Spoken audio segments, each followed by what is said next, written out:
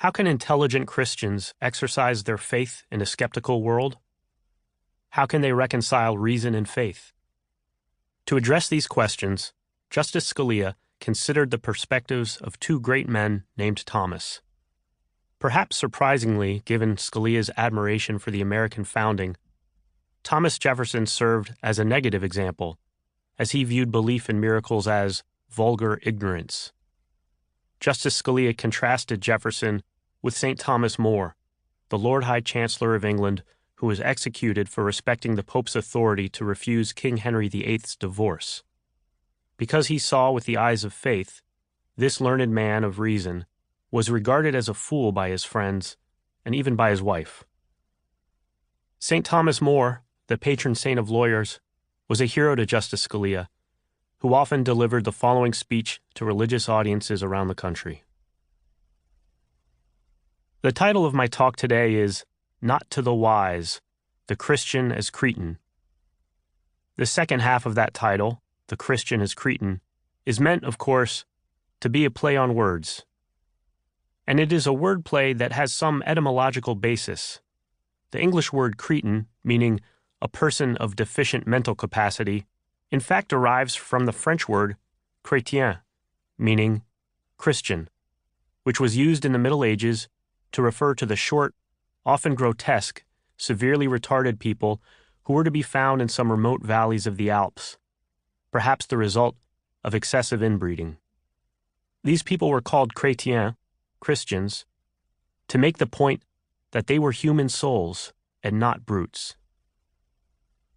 It has often occurred to me, however, that for quite different reasons, the equivalence of the words Christian and Cretin makes a lot of sense. To be honest about it, that is the view of Christians, or at least of traditional Christians, taken by sophisticated society in modern times. One can be sophisticated and believe in God. Heck, a first mover is at least as easy to believe in as a Big Bang triggered by nothingness. One can even be sophisticated and believe in a personal God, a benevolent being who loves mankind, so long as that being does not intrude too ridiculously into the world by working so-called miracles, for example, or by limiting human behavior in inconvenient ways. And one can even be sophisticated and believe in Jesus Christ, as having been in some sense a Son of God. Are we not all children of the Creator?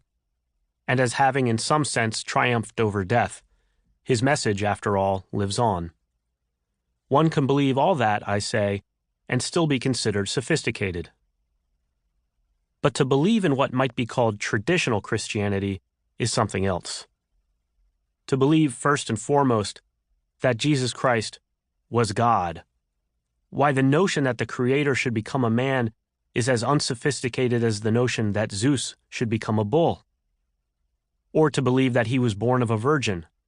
Well, I mean, really. That he actually physically rose from the grave. That he founded a church with power to bind and loose, to pronounce authoritatively the will of God for mankind. That, as he taught, hardship and suffering are not to be avoided at all costs, but are to be embraced, and indeed even sought after, as penance for sin, and as a means of sharing in the crucifixion of Christ. How utterly ridiculous to forego perfectly legitimate pleasures and to seek discomfort. How absurd the vow of chastity and the hair shirt. Or the belief in miracles, as at Lourdes or Fatima. Or, finally, the belief that those who love God and obey His commands will rise from the dead in their bodies and be happy with Him forever in heaven, and that those who do not will burn eternally in hell. Surely those who adhere to all or most of these traditional Christian beliefs are regarded, within the educated circles that you and I travel in, as, well, simple-minded.